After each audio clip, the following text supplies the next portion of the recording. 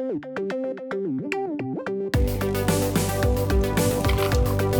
back, guys, to the Noonchi Podcast. What's up, everybody? What's up, Danny? What's going on, man? We did record something last week In advance. via Zoom, Oh, right. Yeah.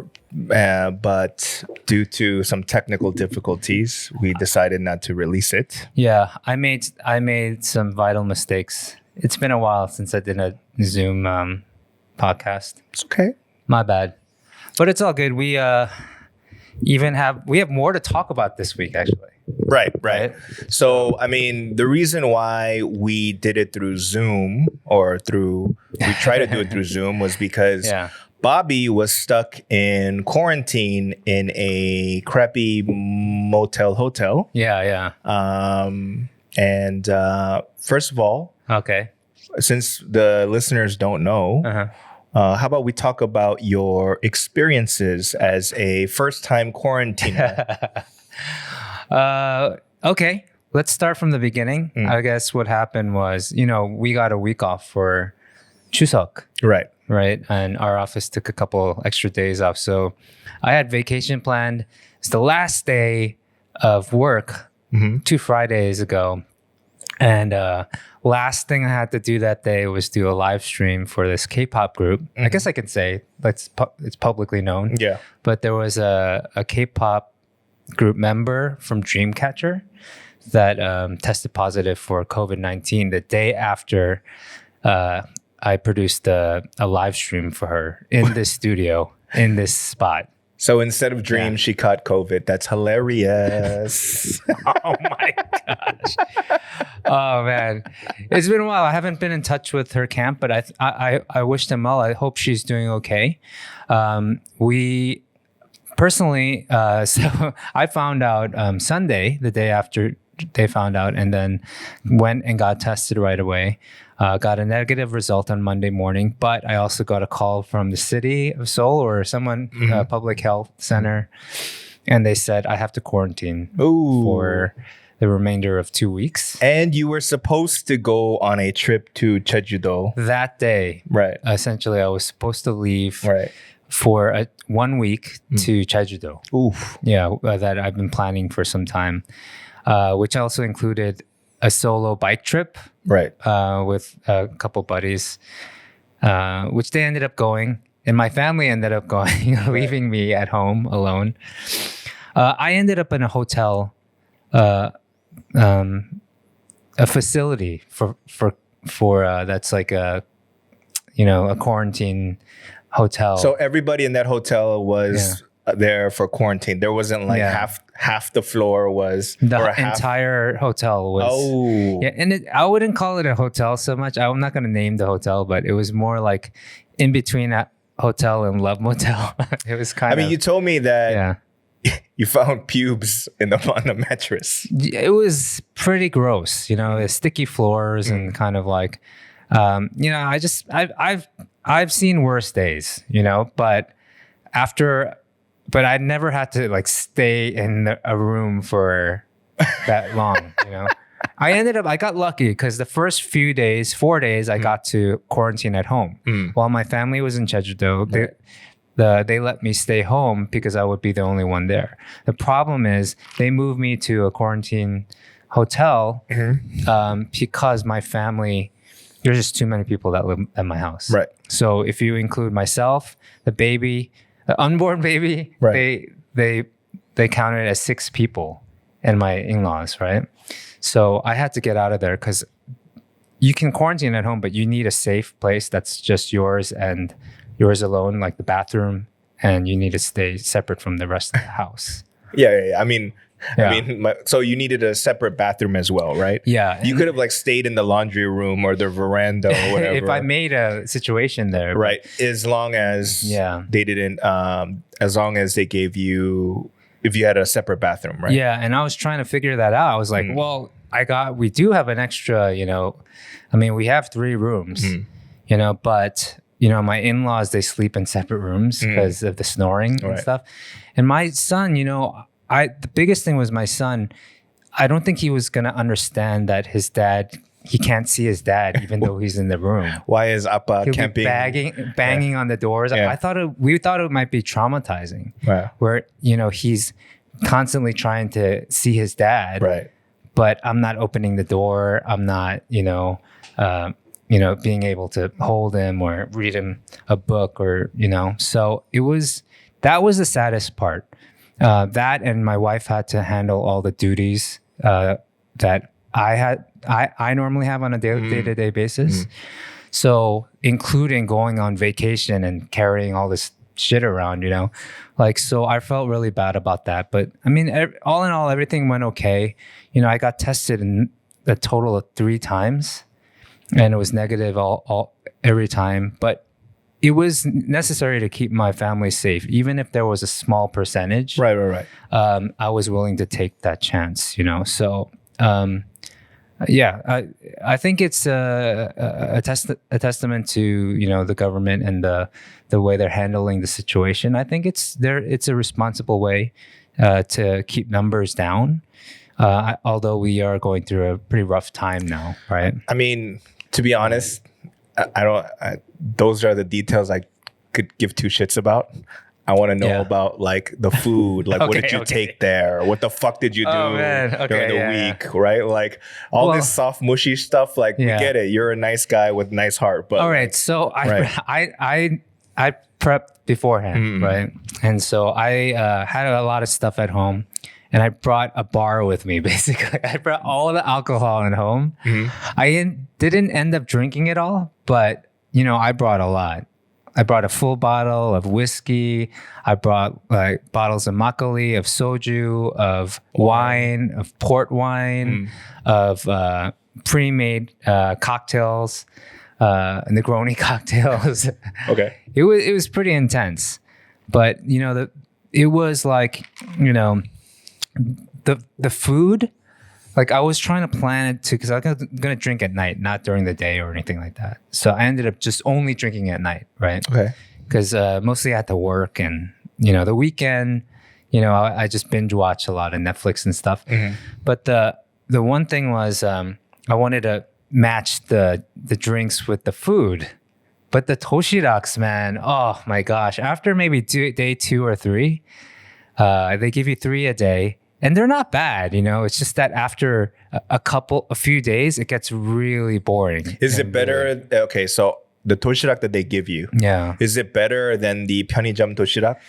Yeah, I mean it's warm, and then but it's like it just gets repetitive. Like they start sending you the same stuff. One time I got the same thing twice in a row, and that was the one time I just ordered out. Okay. Yeah, you can order out, right. But I wanted to give it, and not waste the tojidak, and like but for the most part, by the end, half of the week, midweek, I stopped eating them. But I wanted to see what came, and I took video of it every day, and I put it up to the Taco app, and just to share like the experience of what kind of food you get, but. It was pretty bad. I don't want to complain. That's the thing. I don't want to complain because it's like, it's what I don't deserve it. I should have paid for it. I don't know. Like I don't know. Why should you have paid for it when it wasn't your fault to catch it in the first place? Yeah. What? Yeah. Stop that. Stop that. All right. Stop that. I was pretty mad. I was pretty mad at one point. Yeah. And I was like, I was furious at one point because I'm alone in my mind and like, shit, man, like why does shit happen to me all the time? Am I paying for my sins? Which I eventually realized maybe that might be the case. And then so maybe I deserved it. So that's the way I kind of worked my way into it. And I realized a lot of people have it worse. But I was mad for a while, and then things got better where I was just like, I had a better I thought like, oh, okay, well, I need to look at the positive side of things. I really need to, because this is really eating away at me, and I don't want this to be affect my health. Right. And so I found a good place, By the end, I wanted to get the F out of there, though. No, but like, we have friends like our friend DPD's been like done the quarantine thing at least like 4 times. right? Yeah. So he's basically spent 2 months in a hotel room, and he was cool with it. Yeah. Right. Yeah. So, and I don't want to diminish his experience or like his his attitude and his patience. Right. So maybe the idea is for those that, what are some pro tips on how to not go crazy being quarantined in a hotel room in Korea? I worked out a lot. Like I did, I felt bad if I didn't work out. So every day I would do, normally I do 100 push-ups, or I started doing 180 just to push myself. Okay. Right. And then I used to do 150 crunches and mix in sit-ups. I did like 250 crunches and sit-ups a day. Wow. Yeah. So actually I'm not going to take my shirt off, but I feel like really sore and really good. That good feeling of being sore. So after you going 180 to whatever, all your push-ups and crunches, your ab workout and your shoulder chest workout. Yeah. Did you stand in front of a mirror and flex? I did, sure did. Right? Yeah. And did you try to do the Chong Li where you like do the I tried, but I still can't do it. Yeah. I did like the Hulk Hogan thing a lot. Where I just like squeeze my pecs together. It's curious. To me that's always it's so funny, and I don't know if women do this, but I know most guys do this. Is that after a workout or even mid-workout, they flex in front of a mirror. Oh yeah, right. Not like overtly like fucking bodybuilder stuff, but they kind of subtly, I have a personal trainer, right? Yeah. So after every set, everybody in the gym, without fail, every dude in the gym, they're all flexing. They're all like, if they're doing some bench presses, they'll look in the mirror and they're just, like they're pretending like they're just kind of like shaking it off. Yeah. But that they're giving a little bit of ooh, there's movement in the titties. It's in our blood. It's like there's pride and there's pride in when you're working out. Now I understand a little bit more. I guess I always did, but when we shot K-Town Cowboys in the shirtless scene for Pedro, he would always do like 100 push-ups before we right before they called action. Right. Because he needed the pump. Yeah. Because the blood is rushing and it makes it look bigger, right? So I get it. You gotta. That's when you gotta flex. So pro tip number one of quarantining is exercise. Yeah, I got that from DPD. He was like, do that in the morning, and I was like, I feel really lazy in this place, but it actually helped. It got the blood rushing. It got it was good. That was really important. The 3 days of the meals came at a specific time, so I knew when it was gonna come. So at least I used those times to figure out when I should be eating. I didn't always eat their food. Like I got chuk a lot. I didn't touch the chuk once. They send me cereal, and I can't drink milk. So I was like, I'll only have cereal if they send almond milk. To you, or is that soy milk? One time they didn't send any milk, but just the cereal. Ooh. I was like, what the hell? Then you gotta go super ghetto style and throw water on it. Yeah, I had soju, so I was thinking maybe just for the story, but I didn't do that. But I did bring my own like assortment of cheeses. Okay. And I brought like bread. I brought a lot of bread. So, I did have options. Like I did that. I brought my own cereal. I brought like fruit, avocados that went bad. Right. Lemons, apple, bananas, a bunch of stuff. So I was okay. That's a good tip. If you can bring that in with you, that's really helpful. The fruit. Right. Because they don't really give you fruit in the toshirak. I got it one time. They gave me orange slices. And then one time they gave me pineapple slices. Right. But yeah, for the most part, you're going to get scurvy if you there's no fruit in there. Right. Scurvy. Yeah. So I would say, bring some fruit, bring your own. You're not allowed to drink alcohol according to the rules, but I did. I didn't know that. I didn't and then when I was in there, I had to read the rules, and they're like, oh, you can't bring alcohol, or you can't consume alcohol or smoke.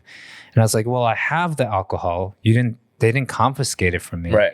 So it's like, I might as well get in trouble afterwards. Right. So went through it, I was going to bring the empty bottles with me home, but I was like, nah, I'll let them clean it up. And then if I get in trouble, I get in trouble. Right.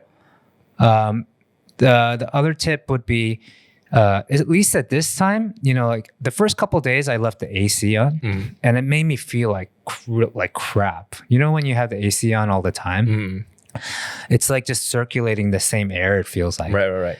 I after the second day, I never turned the AC on again. You can't turn on, you can't open the windows or whatever? Yeah. So there's a window in the living room and one in the bathroom. So I just let it circulate that way. And it was cool enough. It wasn't too hot. I didn't get sun in the room. So, so I would say, try to get as much fresh air in there if it's possible. Otherwise, you're just going to feel like crap. I brought a guitar. I wrote some songs. Nobody... Like your movie, nobody banged on the walls to tell you to shut the fuck up? No, actually, and I thought they would because, I could hear them. So I can hear the person above me was so sad. They kept playing like music, but sad music. Like, that singer, Korean singer, Isora? They kept playing Isora. That stuff is sad music. I was just like, oh my gosh. That woman has ghosts living in her throat. I was like, somebody better go check up on that. But, the hardest part was like by the end of the day, at the end on day 8, I was really missing my son. The FaceTimes weren't doing it. It's the longest I've been away from him. So it was so good to see him. I really appreciate, the fact that I get to live with him and stay with him. And, for a time there was it was uncertain if I was going to be working abroad. And I don't think it would have worked. Yeah. So, okay. Again. The touchy-feely, get it. Nice guy, wonderful. Totally get it. Okay, well, you're like everybody that listens to our podcast knows that you have a heart of gold. Nice guy. I don't though. I mean, stop it. Well, yeah, it's always like a caveat of blah blah blah blah blah. But I love my wife. I want to see my son. So we get it. All right. Do I love my wife? I do. I'm trying to stop with the caveats now. You said you worked, but then you couldn't have worked 16 hours a day, right? So we did have long days, right? Because of a new client that we're working with. So, but you must have had free time, right? Where you're not doing any fucking push-ups or doing any work, or playing music. So you told me that you caught up you binge watched some Netflix on the weekend because you do not.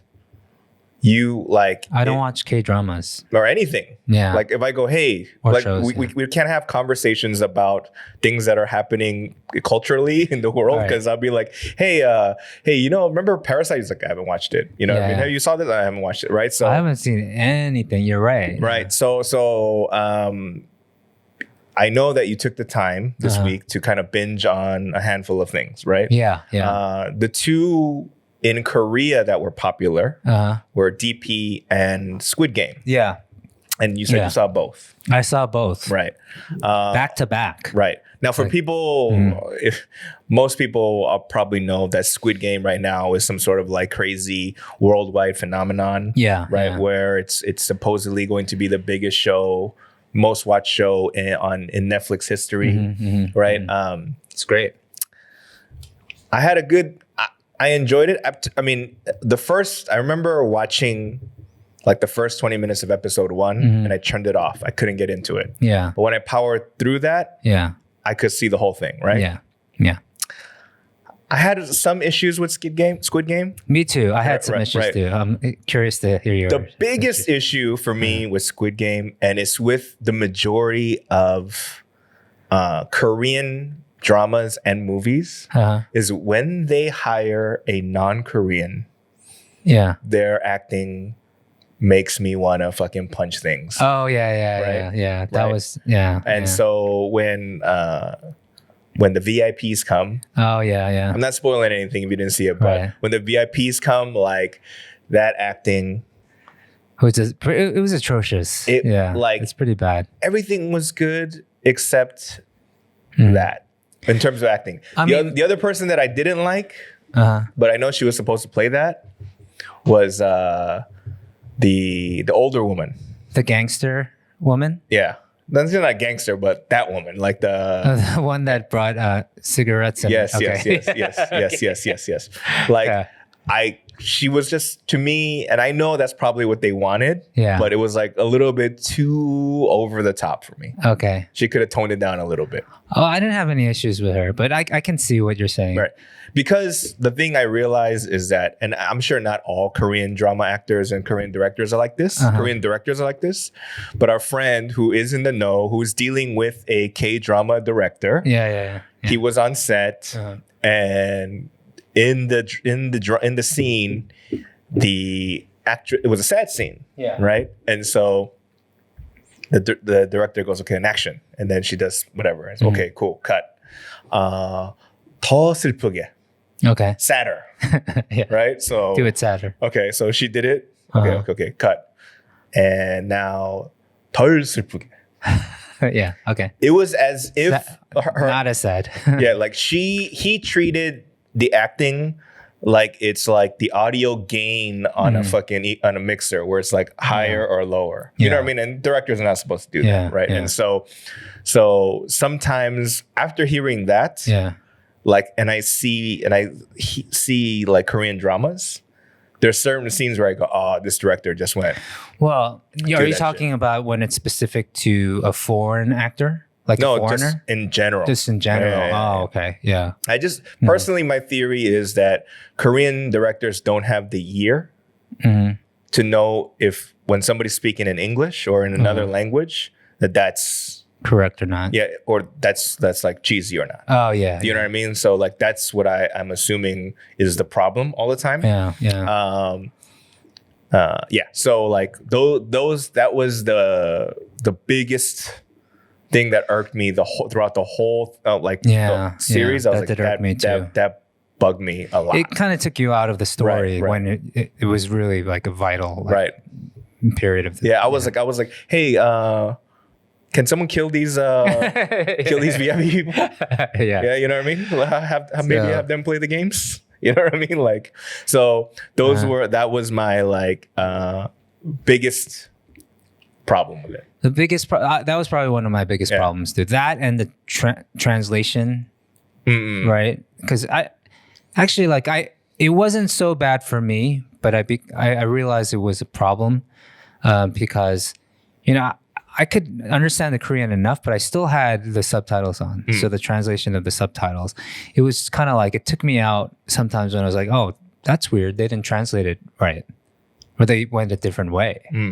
That was a little bit distracting for me. It was also, another thing was like, it felt like, to a certain extent, like early on, I was like, oh, this is like Hunger Games. Like a Korean Hunger Games in a way. And then I was just like, trying to connect, maybe this is where the idea came from, but then that lasted for like maybe a couple episodes. Yeah. Like, wait, this is very, very well done. Yeah. Kpop games. Yeah. Overall I liked it. Yeah, I liked the show. Me too. Yeah. It got me to think. Like, now you know, in this day and age, like, people try to remake stuff, right? Remake. So like if they Americanized Squid Game, then it would be like childhood games that we played as kids. Oh yeah. Right? Yeah. They can't just be like, all right, lick this fucking sugar cookie. Yeah. And they'll be like, what? You know what I mean? And you know. So I'm thinking like, what of our childhood games? American childhood games. Yeah. Like, how do you play Duck Duck Goose till till you die. do you know what I mean? Like it stuff would like that. be like Duck Duck Goose, right. freeze tag, you know. right. I mean, for the most part, that's what they did. That freeze game. Yeah, dude. If it was freeze, if we play freeze tag and I was a contestant, dead, fucking dead, right? What's some other games like? I don't know, hopscotch. Probably like Jacks. Oh yeah, maybe Jacks. Yeah. Ooh, Pogs. Were you in the Pogs level? I just missed Pogs, which is similar. I remember what they were. To Takji. Yeah. Right. Yeah. Right. I guess so. I don't really know the rules. Yeah, that's.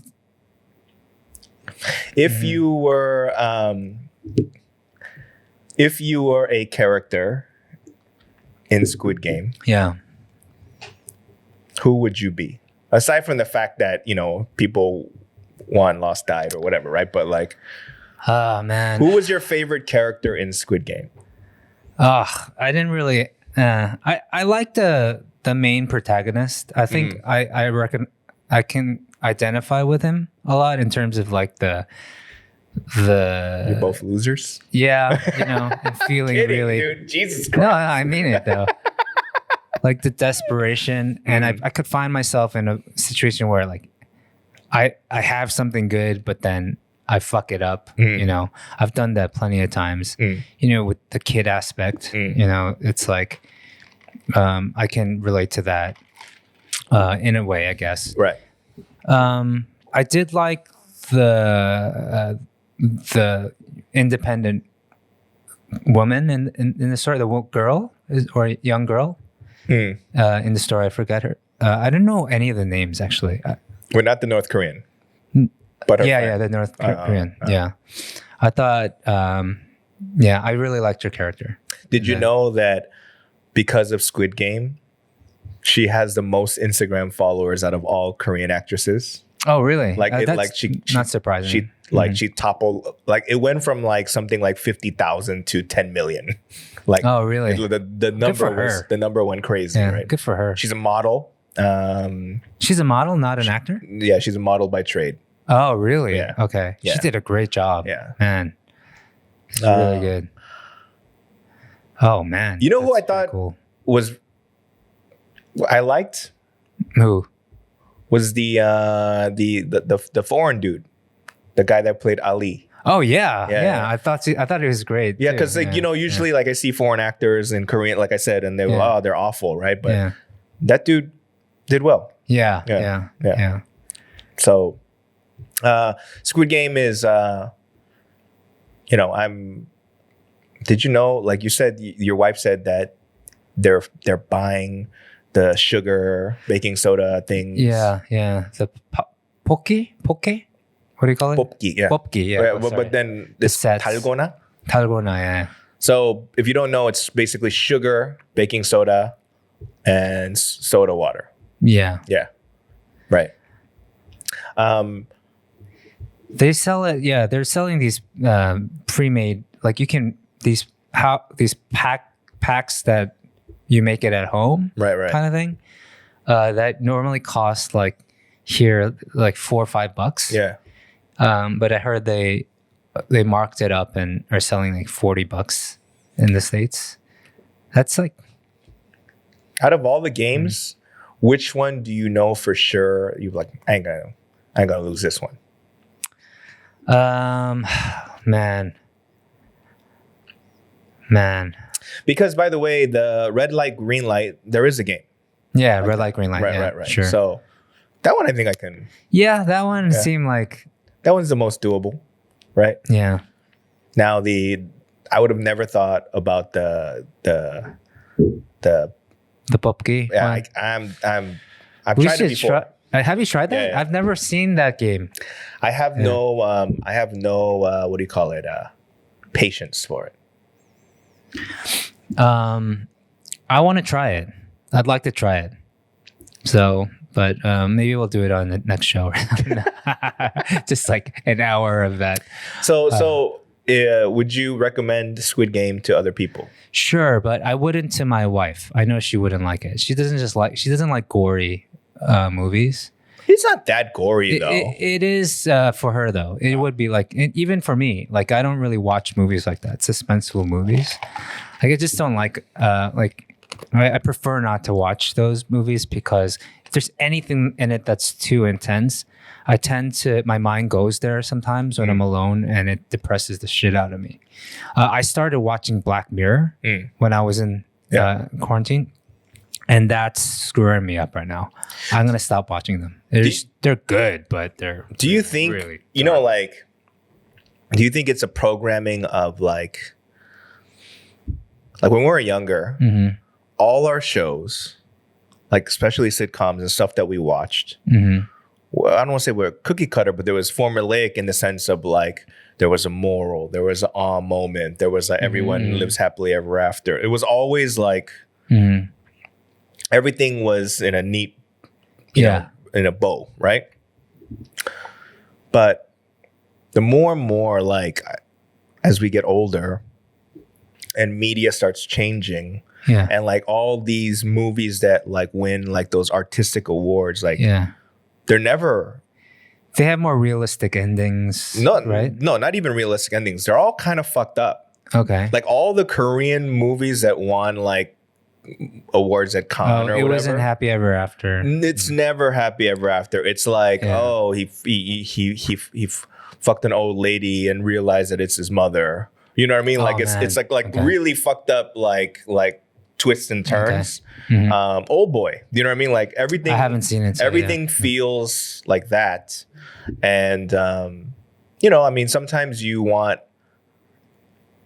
what do you call it? Like just mind-numbing fun, stupid fun, or whatever, or feel good. Yeah. But you know, I feel like these days, all the what do you call it? Highly acclaimed stuff. Is all like dark twist and turn. It's probably why I don't watch him. You know, no matter how popular it is, I really don't need to get into it. For one thing, I don't have the time. But it's also why I probably I find myself I've given in to the fact that I need the happy ending thing just because I need something to distract me and that I can move on without having to think about it again. Right. So I constantly have on loop like Friends or The Office because it doesn't give me anxiety.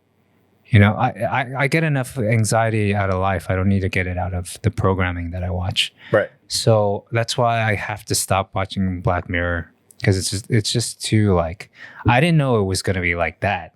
Like everyone is saying it's awesome and it's well written, which it is, you know. But then it's just really depressing scenarios with no happy endings. What do you think about DP? DP, you know, I really enjoyed. I thought it was good. I'm glad it was only like 6 episodes. Yeah. It you know, like it gave me like a little bit more insight in terms of what men go through in Korea, through the kundae stuff like that. Like although they say that it's exaggerated, like that hasn't happened in a while because of there was some legislature saying that there's a limit to the hazing. Right. But you know, some people say that you know, it's based off of like stories that they've heard or whatnot. You know what I mean? So it was entertaining. I thought it was entertaining. It got a little frustrating at one point. He was like, not to give away stuff. I was like, you catch someone and you lose them and catch them, lose them. Like it's like, oh my gosh. It's like before I knew what DP was about, I just knew it was some army story. And people are like, did you watch DP?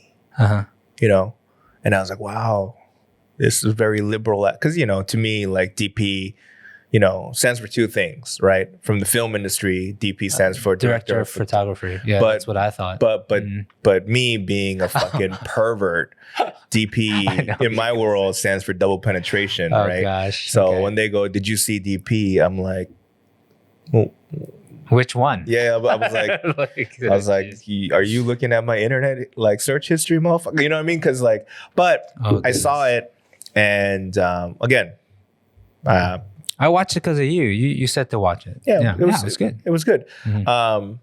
Going back to the director, you know, treating it like it's a fucking mixer. Yeah. Right. There's a scene in there in DP where it's the first time in a long time that a cry took me out of it. A cry. I know. What you're Right. about. There's a scene it did for where me too. the main character, I was like, why does this motherfucker sound like fucking Bruce Lee? He's like, wow, right? Yeah. And I was like, come on, man. Like, yeah, you know, they should have done. You could have ADR'd it to me. Yeah, I was you know gonna what I mean? say, You know, because some ADR. Wow. Yeah. I was like, whoa. I know exactly what you're talking about. And not to give away when it happens. Yeah. No one picked that up, right? Oh man. Yeah. It was bad. Yeah. That was bad. Yeah. It's almost as bad as Rocky 3 when someone dies and Rocky starts crying, right? And Rocky sounds like he's in a different movie. Oh, like ugly crying. It wasn't that he just sounded right. He just sounded like he was speaking in tongue and crying. Oh, okay. And so that was the two cries that made me go, I'm done. Thankfully, the DP, like, you know, it was toward the end, so I saw all of it. Right. Well, yeah. I mean, I thought it was good. It was a little depressing though. Like it's not a happy go lucky kind of thing. But besides that, there was one thing I wanted to talk about. Like I think we should address it because some people commented on our last video, and I didn't know what it was about. And then you kind of filled me in on it. But it was this whole kind of controversy, would you go, or this whole like episode that happened with David So. Oh, well, apparently like he I didn't see the episode. I actually had it on my to-do list and I actually started to watch it, but I got distracted and I never was able to go back to it. And I missed the part where he actually apparently talks about you in the first time he met you. I think maybe you can explain it better, but I didn't get to see it, but I know it was like maybe he had a bad experience meeting you or something. Yeah, I mean, there was. Okay, backtracking. So the first time we met, that I met David, was we were booked to a gig at UC Berkeley, right? And you weren't there. Oh, in Berkeley. Okay. Yeah, but it was me, him, Dum, and some other people were booked, right? Okay. And so his story is that he saw me perform and he was headlining. And so like when I got off stage, someone tried to introduce me to him and he said that I blew him off. Like, you just... Like, hey, I'm so-and-so, and I just kind of ghosted him. Oh, you didn't say hi That's back? what he said. Or you didn't like... Okay. Right? Now, and I swear to you, like, I don't remember doing that. Okay. And my personality-wise, like, me doing that is me going, all right, we're going to fight later. Oh, really? Okay. Right? Like, you know what I mean? Like even if I don't like somebody, if like we've never met, but I go, hey, like I'm so-and-so, or like, and that happens.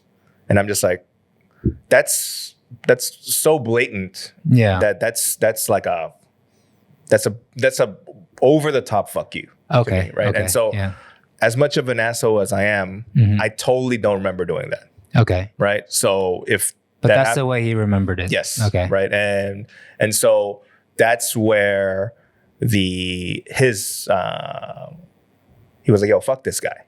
Right. Oh, really? Okay. In to a certain degree. Right. Okay. And then from my point of view, and this is when, I mean, I'm still kind of fucking, I'm stupid and dumb, but at the time, and not just me, but there were a handful of comedians. This is kind of like the boom of like YouTube stars, right? Yeah, Like, yeah, right? I remember that. And so a lot of comedians that I knew, including myself, were like kind of annoyed that we were grinding it out, comedy clubs, doing like shitty gigs all over the country. But because these YouTube stars, their demo is college kids, and they got famous, that they're getting the gigs, they're being the headliners. Right. Oh yeah, yeah. Right, oh man, I remember this happening for musicians too. Right. I remember. So like at the time there was resentment. For me personally, there was resentment in the sense of like I was like, yo, I was grinding it out. Now, I didn't know that apparently he was doing stand up for many years before his YouTube things blew up. Oh, really? Right. So that I didn't know. Right. When did his YouTube stuff came out? When he was in college, right? That I don't know. Because I think he was talking about someone in college. Right. Maybe that's what it was. Right. Yeah. So I remember it was some, like UCLA chick. Yeah. So ultimately, like it was a time when, it was like I was in that, back in my days, get off my lawn. I was being a conde and a closed-minded asshole. Okay. In that sense, and I totally admit it. I mean, my views on these people are way different now because I'm like, I was the closed-minded one. These people as in YouTube celebrity. Yes. Right? Yeah, but beyond that, like I didn't know that like he was grinding it out himself. He was grinding it out himself. You know what I mean? So, it's always like, when you victimize yourself or whatever, you become that asshole that was like, dude, man, like, I've done this, I've done that, like, and without thinking about the other person's what they've done, right? So it was my bad in that regard of having hate. I don't know, like just like disrespect. You know what I mean? Like it was that. I mean, now I'm like, yo, man, like he's killing it. Go get it. And he's successful. You clearly did not know him personally, so it wasn't personal. It was just more like the idea of how people were coming up was annoying to you. Which is in hindsight, which is wrong. And I admit it. Like I admit that. I would admit that too. I did the same thing for YouTube cover artists. Like, I'm really close to a lot of them right now, but like early on, it was like really, it was a little bit, I can attest to like that feeling of feeling a little bit like, damn, man, I fucking busted my ass to get into like these clubs and, auditions and all these like, doing showcases. Right. And then all of a sudden, there's a new way to get your name out there, but in a way that I thought felt like selling out and using other people's art to get there. What bothered me. But now, it's like a totally different genre. Yeah. And that's so, again, like, and then I remember because his co-host was a cool dude. Like we years ago, we were at Blue and then we kind of talked about him. And then his co-host, David's co-host on his podcast. Of that episode. The way we're talking. Right. Okay. So the co-host too. Yes. Okay. And I said, I basically said, he's not a comedian, he's an editor. Oh, really? You said that? Right. Okay. Which at the time, is how I felt. Yeah. You know what I mean? Okay. Because again, not knowing his history of like him doing stand-up and that stuff. Yeah. You know what I mean? Like, like. I mean, a lot of people had the same attitude. A lot of comics, I remember. A lot of comics felt that way, right? Like that I knew, right? Like around me, right? So it was, again, it was something that, I was closed-minded and stupid. And that I totally, I admit. I was, and, these days I don't have that type of feelings. You know what I mean? Like overall, I think what made me move to Korea was not just him, but just the overall, like me being, I guess, victimizing myself. Yeah, I was blaming myself. Oh man, I kind of feel. Do you know what I mean? Saying, yeah, You know what I it was mean? almost like you waited all this time. You waited online all this time to get on the boat. Yeah, and then all of a sudden, I feel like everybody cut in front of me. Yeah, right. Yeah. Like which like now that I'm, the reason why I moved out the plan was to be out for like 2 years and go back, right? Yeah. Just to have like a refresh, and things happen, right? But the reason was just because I knew that it wasn't healthy for me to think this way, feel this way, be angry this way. Yeah. You know what I mean? And so it kind of, and it was not just him. It was just like overall how I felt us having these conversations. I felt like Hollywood, like what direction it was going to. But it's kind of like, it's an old way of thinking, and it's a closed-minded way of thinking of going like, look, man, like when TikTok came out, I was like, I ain't gonna learn another thing. Yeah, you know what I mean? Like, and then another thing came out. I'm not gonna learn that. You know what I mean? Like, I'm the best I can do at this point at my age is not to be a TikToker or a YouTuber per se, but accept that it exists. Yeah, and accept that I missed the boat. And the best thing I can do is, not hate on them, but continue to do what I do. Right? Yeah. I have a lot of respect for you still doing that. That's really the only course of action that I have, right? Yeah. Which means that it's not like I'm not going to like. What I'm saying is, like, if somebody goes, hey, like, you want to do this YouTube sketch? Yeah, fuck it, I'll do it. Yeah. I've done it. I've done it before. You know what I mean? So all of it to me is kind of like, there was a part of me when I was younger that thought of stand-up comedy as like the best form of comedy. Do you know what I mean? Like there's sketch comedy, there's there's skits, there's live, there's improv, there's all this shit. But there was a part of me back in the days that was like, this is the creme de la creme, the top of the food chain of comedy, right? Which I don't. It was also fully believe now. It was also a journey you were chasing that other comics had done and gone before you, right? And they kind of laid that groundwork, and you were following the rules basically, right? And then something happened, and the rules changed, and you were not ready to accept it. Yeah. In the same way, the same thing happened to me. Like I grew up, in the 80s and the 90s where, record deals meant something, right? And like I was the last to do like things like showcases for labels and whatnot, and having to send albums through the mail, right, to venue bookers, right. I think I was the last of that generation to have to do stuff like that. And then they were asking me for like YouTube or social media pages and stuff. Yeah, because they want to look at your numbers, analytics and whatever. I remember I was really proud that I got into Hotel Cafe pretty early on in my, but even getting to that point was really like, I felt like I put my elbow, like a lot of work into it and getting to it, right? And so not a lot of time, maybe like a year or two after, I started seeing, they would do YouTube artist night, right?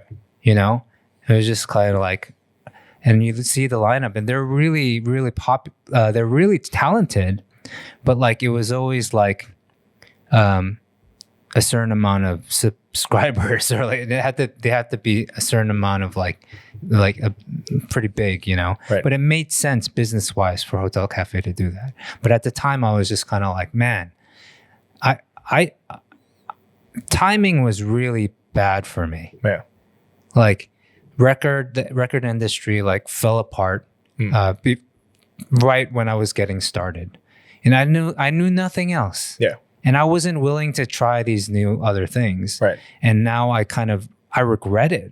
I completely regret it. I remember having a conversation the first time I met David Choy.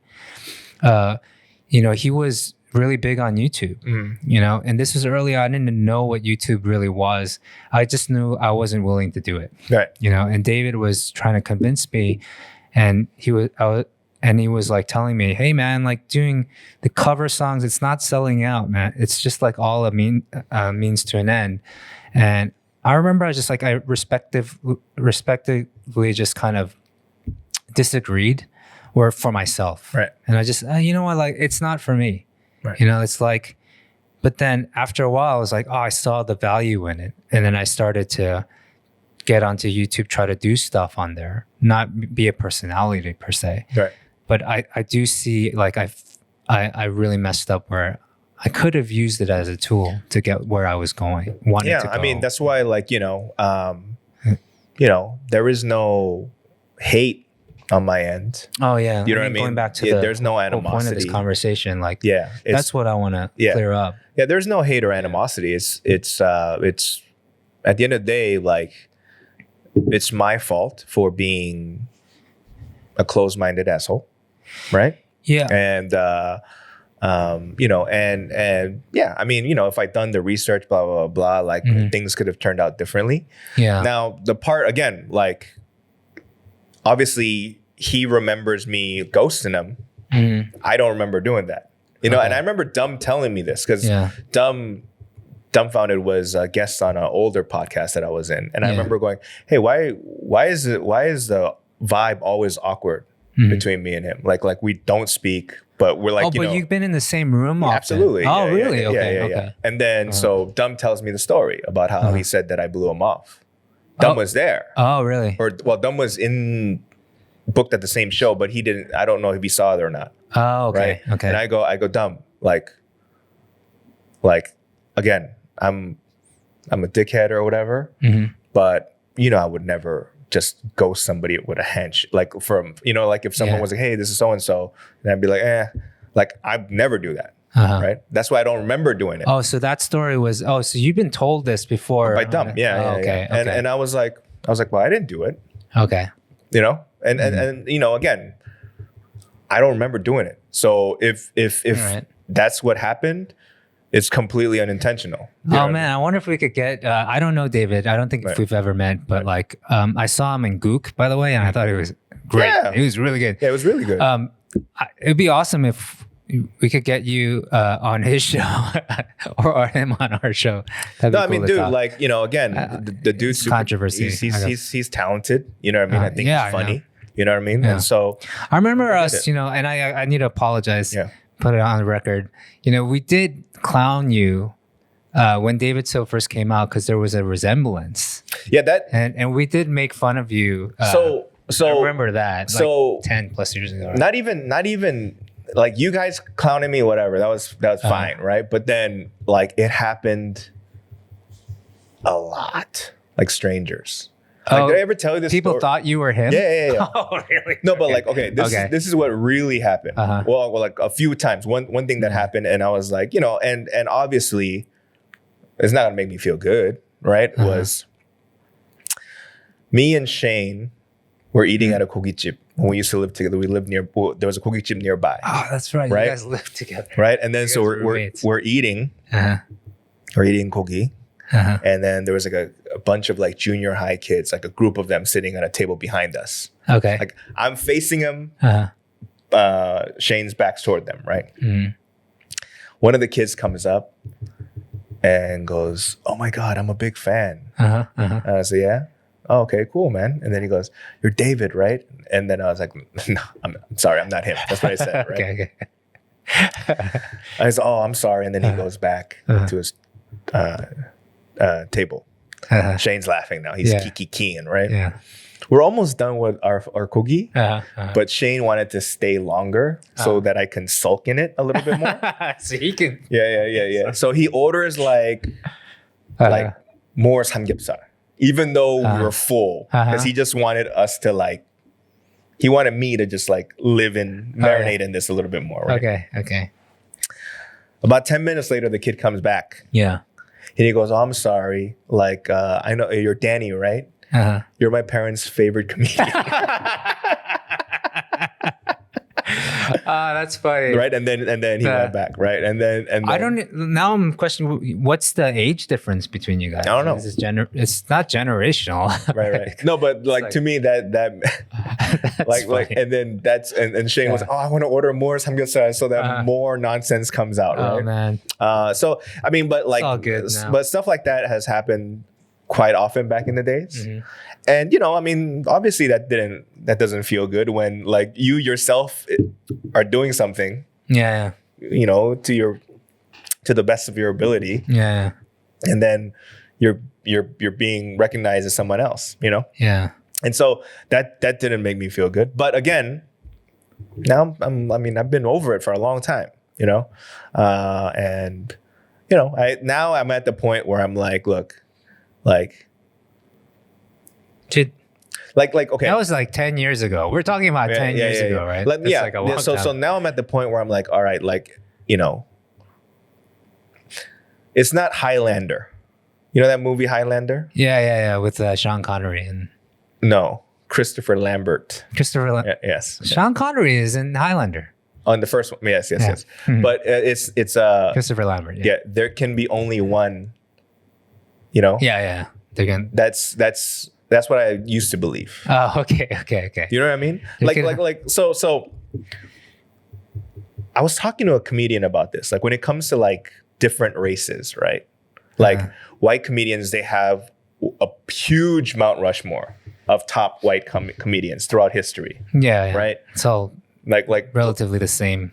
Right. Like names, black comics also have a big ass Mount Rushmore. Mm-hmm. Right? Mm-hmm. There is not only one. Yeah. But almost every other race aside from those two, there's only one or two. Yeah. Right? Yeah. And so, like, I think a lot of times, or for me personally, like I wanted to be the top dog. Not in terms of fame, but in terms of like I wanted to be the best Asian stand-up comic in the country when I first started. I thought you were going to say, I want to be the only one that looks like Kim Jong-il. No, because like, and like even David did like a Kim Jong-illa type of sketch. Okay. I think it was called Kim Jong-illa, right? Okay. And so there was a lot of things like, it wasn't just that we looked alike, but things that at the time annoyed me. And now I look back on it, it's fucking stupid. And it's silly, yeah. It's similar to like years ago, Dane Cook approached Steve Byrne. Oh yeah. Right. I love watching these videos right. So talking about each other. So Dane Cook approaches a comedian, Steve Byrne. Yeah. Steve Byrne's half white, half Korean. Yeah. Dane Cook is full white. And Dane Cook approaches Steve Byrne and says, "You're stealing my essence." Yeah. You know what I mean? Yeah. The story is so funny when he tells it. Which like at the time, I understood Dane. Okay. You know what I mean? Because it felt like, from my perspective, that it's not just that we look alike. Yeah. There's a little bit of like a urban flavor when he's talking at the time.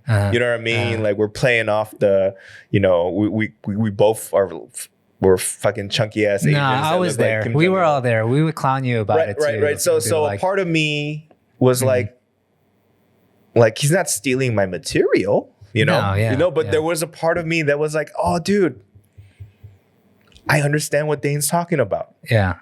Now I look at it as like that's nonsense. It's fucking garbage. You know what I mean? But you know what it also was? Right. It's like a time of like a lot of Asian Americans were finally feeling empowered to do something about like not staying on the straight and narrow road. Right. For me, like I had nobody that looked like me. No one, not even one person. Like when I first started out, like the only person at the time when I first started, I think it was like Susie Sa. But you had longer hair than her. Yeah. I mean, but then because there were only a few of us back then, it was easy for us to find each other and get. I did some shows and I opened up for her in New York and San Francisco, and like that I love those opportunities. Like, I'm not comparing myself to Suzy and being like, there can only be one long-haired singer-songwriter. Yeah. Sad as shit motherfuckers. Right? No, yeah. But, no, I mean... You know what I'm saying? Like, but it was like, yeah. I kind of get it, though, when the YouTube era started coming out. And then I saw a lot of young people, you know, chasing their dreams in a very different way. Right. And it was working. And I was just kind of like, damn, I've been going to these freaking hole in the wall, dirty, dangerous places in New York, like doing the open mic after open mic and like paying my dues, like doing all the like what you used to do. Right.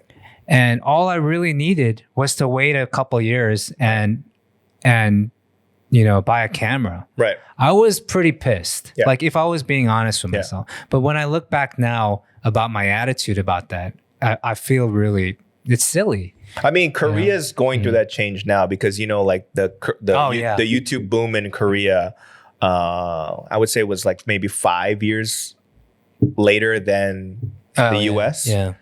And so I remember when I first got here, celebrities treated YouTube the way I thought about YouTubers back in the day. Yeah. Right?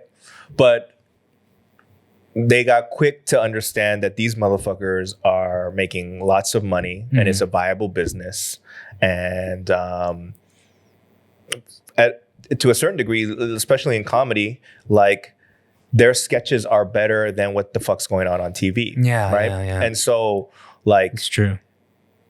Now, like not all, but a bunch of celebrities in Korea are starting. Kim Jong-kook has a YouTube channel. Right, they like made the jump. Yeah, he got to 1 million subscribers with like 5 videos. Right, like you know what I mean. Like so, people are like everybody's jumping on that. Right, so you know it's I didn't pivot with the times. My brain was kind of stuck on stupid. I feel you, man. I feel you. Yeah. You know, and so again, like if any of his listeners are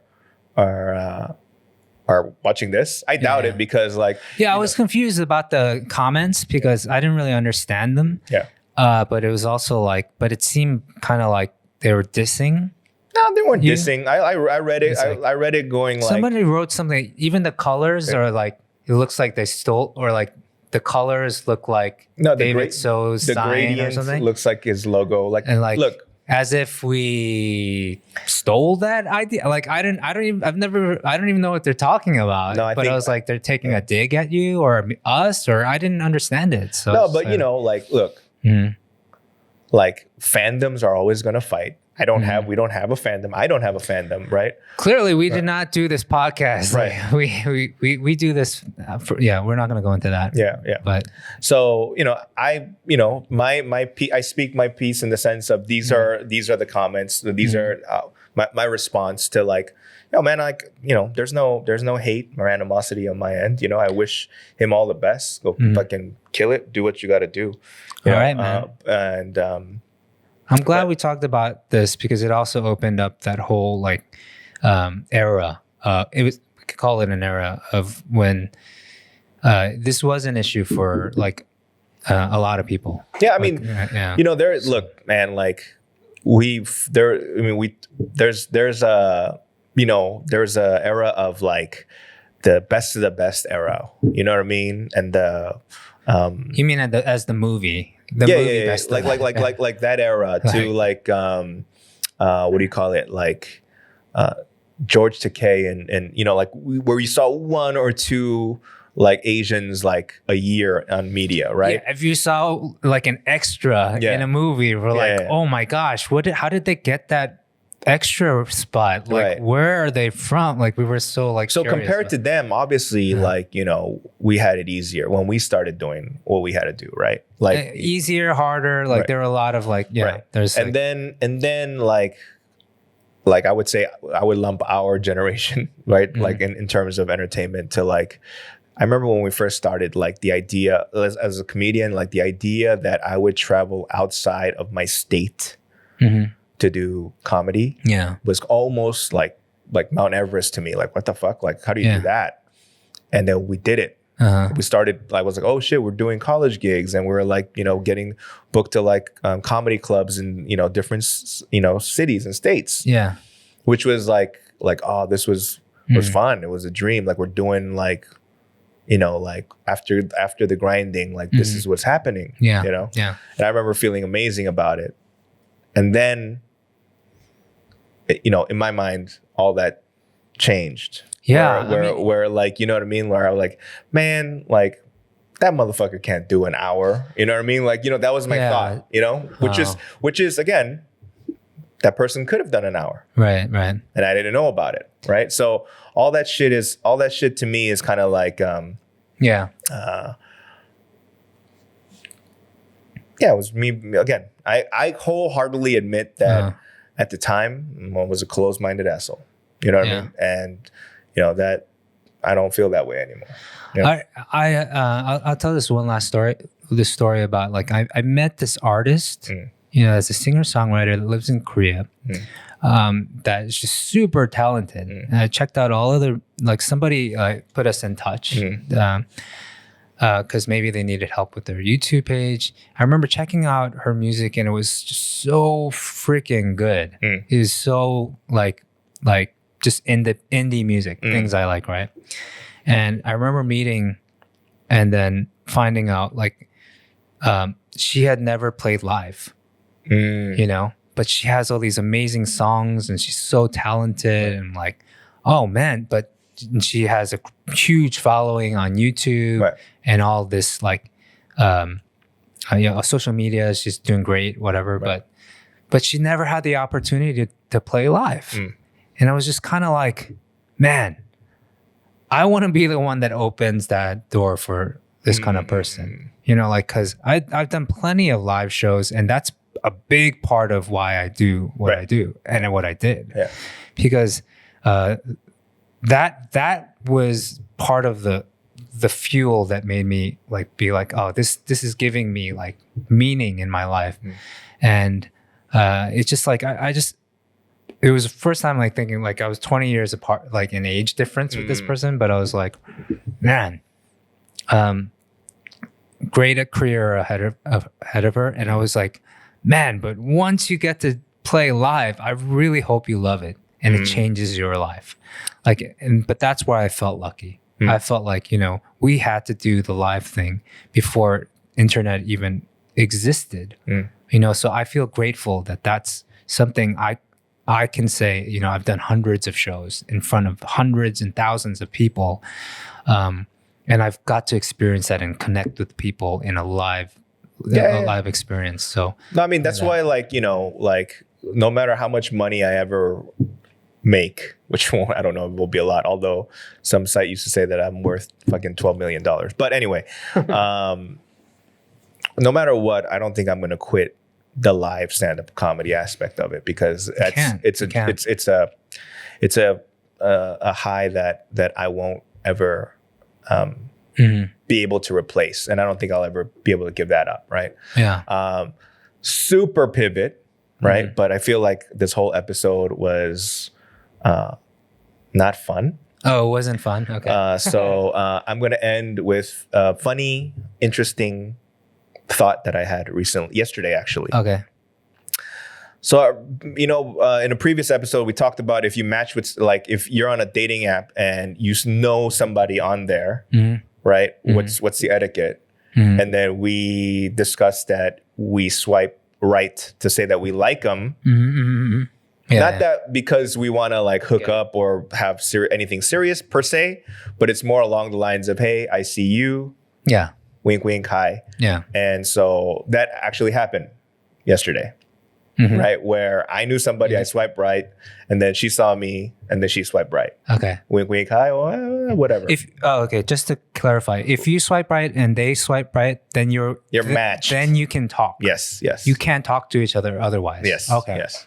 Okay. And so, you know, it's well, hey, hi, blah, blah, blah. We talked.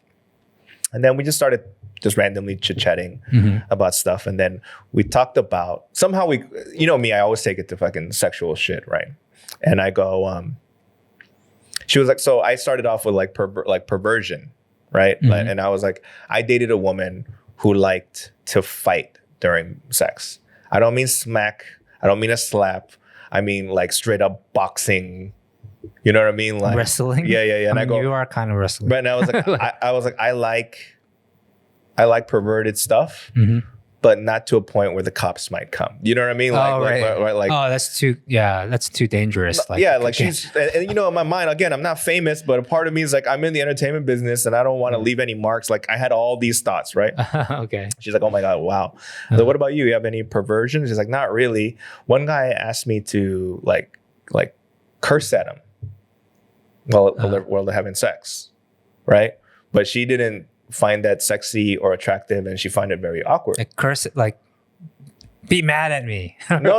Like cursing as in like, hey, you know, like you fucking, you know, like when you watch old school porn, like, oh, you like that pussy? Like, you know, like just talk dirty. You know what I mean? But like in Korean, like I would say porn or whatever, not even porn, but like Korean videos that I've seen, it's where they ask like or the girl like curses him out like, "Hey, 씨발 새끼야 너 좋아," like that kind of like that kind of stuff. Okay, right? I get it. Yeah. So it's a back and forth of degrading. You know what I mean? And so the guy wanted her to yell back and forth. Back and forth. He's cursing her out, telling her to curse back, right? Okay. But like I can see that. But the idea is that like, and I understand this part of the perversion is that I get turned on when like you know, that's like, what is it, like business on the streets and a freak in the sheets, that type of like you're normal and you're proper and whatever. Oh yeah. But then in this situation, you kind of let go of your like social norms or behavior, right? Yeah. And so like that turns me on. Okay. You know what I mean? And so, but she was saying like she felt awkward cursing at him.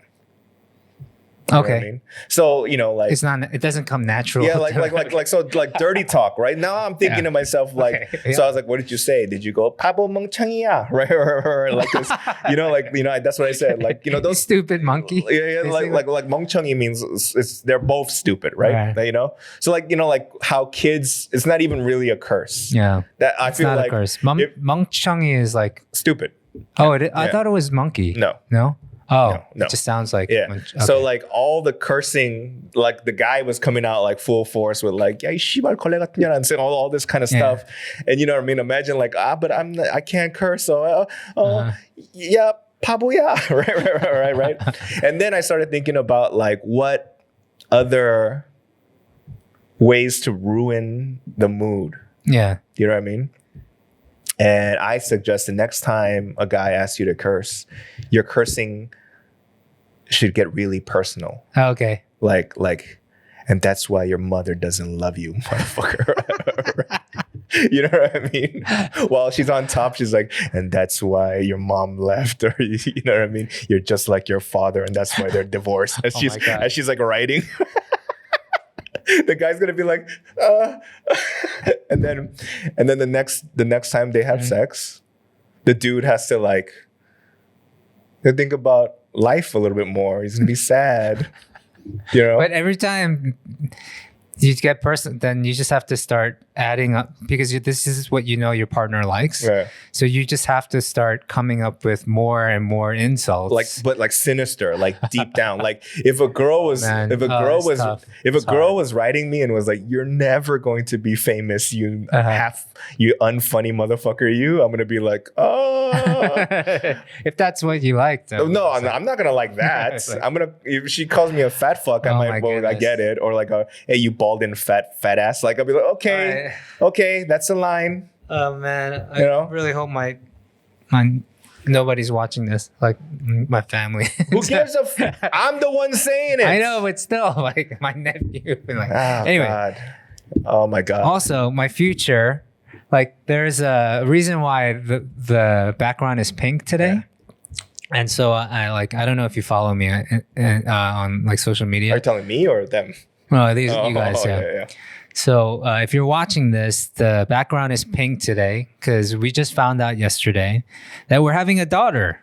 And so I I just to commemorate, I guess. I just felt like making the background pink. Awesome. Congrats, Bob. And on a good note, maybe like a nice note, and Bob, not trust on like me. a perverted note. The more and more people try to like go, you can't watch that, you can't listen to this, the more, hey, there was a time when you couldn't listen to secular music, right? Yeah. Right? Yeah. Mm-hmm. And now your music taste is not just secular. Yeah. But there's people that turn, that's why you see a lot of PKs who are fucked up. Yeah, a lot of PKs in jail. Right. Yeah. So similarly, man, like, it's not, I don't think it's a matter of like you can't or you shouldn't listen to dirty or whatever stuff. It's just a matter of the foundation being good enough so that they know that either this is a joke or this is whatever. You know what I mean? That's my whole situation. If I had kids and I'd be like, 이거 먹으면 안 돼, 저거 하면 안 돼, 이거 하면 안 돼, dude, that kid is going to be fucked up. All right. Anyway, congrats, Tapped Bob. Congrats, Bob, for you're gonna be father times 2. I'll wait till next time to bring this up. Oh, we went a long time today, but next time I want to talk about just in the last day. Oh man, it's been really weird for me. Just finding out that I'm having a daughter. Oh man, I'll have a lot to talk about next week about that. But let's call it a day today. And thanks you guys for your patience. We didn't release something last week, so hope you guys are all well, and see you next week. Peace.